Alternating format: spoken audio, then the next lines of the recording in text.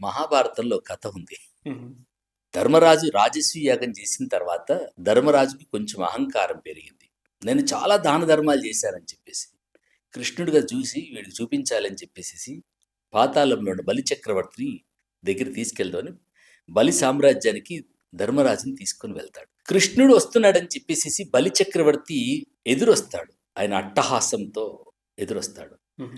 బలి వచ్చేటువంటి వైభవాన్ని చూసి ధర్మరాజు భయం వేస్తుంది.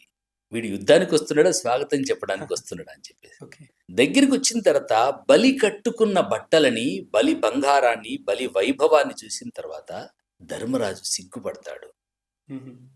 కృష్ణుణ్ణి స్వాగతం చెప్పి బలి చక్రవర్తి సింహాసనం మీద కూర్చోబెట్టి కృష్ణ పరమాత్మ పాదాలు కడుగుతూ ఉంటే కృష్ణుడు ధర్మరాజును పరిచయం చేద్దామని ప్రయత్నం చేస్తున్నాడు. బలి, నా మాట వింటావా?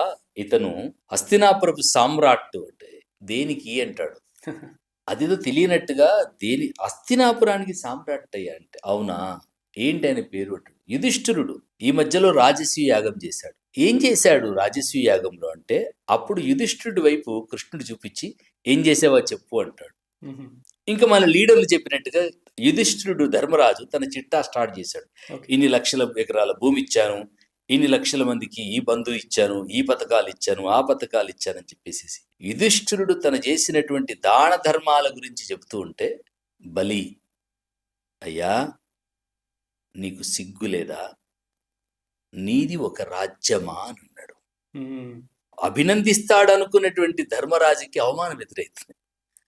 నీది ఒక రాజ్యమా, నువ్వు ఒక సామ్రాట్వా, అలా అంటున్నవేంటి అని కృష్ణుడు బలి వైపు చూసినప్పుడు అప్పుడు బలి చక్రవర్తి అంటాడు, కృష్ణ పరమాత్మ, నా రాజ్యములో పిరికెడు గింజలు వేస్తామన్నా పక్షులు కూడా రావు. ఇంతమంది బిచ్చగాళ్ళను పెట్టుకున్న రాజ్యమునిది రాజ్యమా అని అంటాడు. కరెక్ట్. హ్మ్. ఇంతమంది చెయ్యి చాచి అడిగేటువంటి రాజ్యమా? 78 సంవత్సరాలుగా సంక్షేమ పథకాలతో ఊదరు కొడుతున్నారు తప్ప సగటు పేద బిడ్డకి సమున్నతమైనటువంటి విద్యా అవకాశాలను ఇవ్వగలిగితే ఈ ప్రపంచానికి ఆ పేద బిడ్డలు అన్నం పెట్టగలుగుతారు. నిజం. అన్ని రంగాల్లో ఆ పేద బిడ్డలు రాణించగలిగితే, ఆ పేద బిడ్డలు సమున్నతంగా వాళ్ళని చదువుకునేటువంటి అవకాశం కల్పించగలిగితే, వాళ్ళకు కావలసినటువంటి దారులను సుగమనం చేయగలిగితే ఈ ప్రపంచానికి అన్నం పెట్టగలుగుతారు. కరెక్ట్.